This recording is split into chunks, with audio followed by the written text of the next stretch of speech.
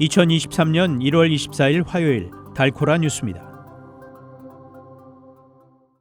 극심한 북텍사스 겨울 가뭄에 반가운 단비가 내리고 있습니다.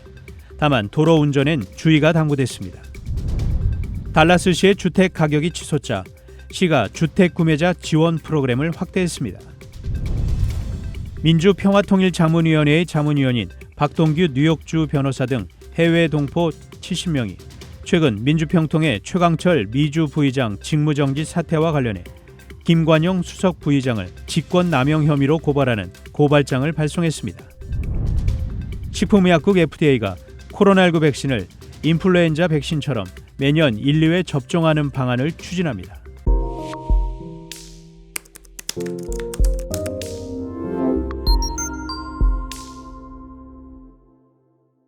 극심한 북텍사스 겨울 가뭄에 반가운 단비가 내리고 있습니다. 다만 추운 기온으로 인해 찬비가 내리면서 도로 운전 등 안전에 주의하셔야 하겠습니다. 오늘 비는 자정까지 내리겠으며 DFW 북쪽과 서쪽 지역으로는 비와 함께 눈이 섞여 내릴 수 있어 겨울 기상주의보가 발령됐습니다. 겨울 기상주의보는 오늘 정오경 발효돼 자정까지 계속됩니다. 오늘 비는 하루 종일 내리겠으며 찬 공기가 유입되면서 북텍사스 서쪽에서 동쪽에 이르는 지역에 눈비가 섞여 내리겠습니다. 특히 북텍사스 서쪽 지역과 레드리버 지역에선 눈이 쌓일 가능성도 있습니다. 다만 인터스테이트 20 구간에는 눈이 거의 쌓이지 않을 것으로 보이며 미끄러운 도로가 예상되므로 안전에 주의해야 합니다. 오늘 북텍사스 대부분 지역의 강수량은 약 1인치에 달할 것으로 예상되며 장기간 이어진 겨울 가뭄 해소에는 단비가 되겠습니다. 달라스시의 주택 가격이 치솟자 시가 주택 구매자 지원 프로그램을 확대했습니다. 해당 프로그램은 달라스시 주택부의 많은 프로그램 중 하나로 달라스 시리얼닷컴 내 하우징 네이버후드 리바이탈리제이션 페이지에서 알아볼 수 있습니다. 달라스시의 주택 구매자 지원 프로그램은 사회적 불평등에서와 지역민의 이탈을 막기 위해 시의 새로운 예산 계획에서 $1,000,000를 사용합니다. 새 프로그램의 적용 대상은 달라스시에서 최소 10년 이상 거주했으며 주택 구입을 위해 더 저렴한 교외 지역으로 떠나는 것을 고려하고 있는 임차인들을 대상으로 합니다. 민주평화통일자문위원회의 자문위원인 박동규 뉴욕주 변호사 등 해외 동포들 70명이 최근 민주평통의 최강철 미주 부의자 직무정지 사태와 관련해 김관영 수석 부의장을 직권남용 혐의로 고발하는 고발장을 발송했습니다.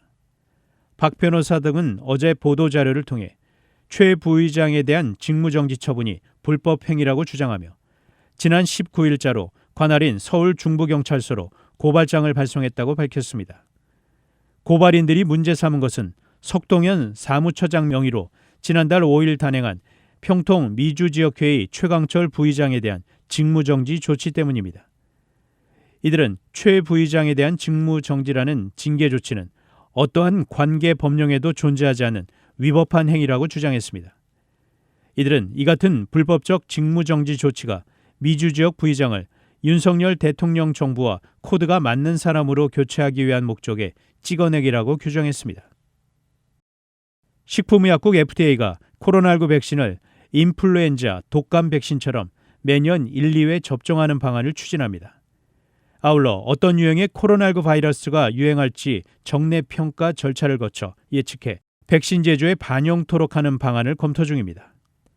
FDA는 오는 26일 열리는 백신 및 관련 생물학적 제품 자문위원회에서 이런 제안을 논의토록 할 예정이라고 어제 밝혔습니다.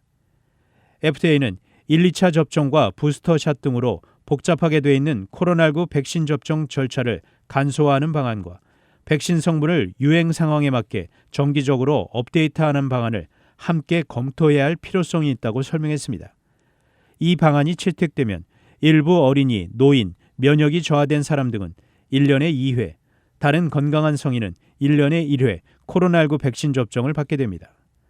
아울러 변종에 대응하기 위해 FDA는 유행 중이거나 앞으로 유행할 코로나19 바이러스의 유행에 대한 평가를 매년 1회 이상 시행하고 이 평가 결과를 근거로 매년 6월 초 자문위원회를 소집해 그해 가을에 공급될 백신의 성분을 결정하는 방안을 제안했습니다. 단신 뉴스입니다.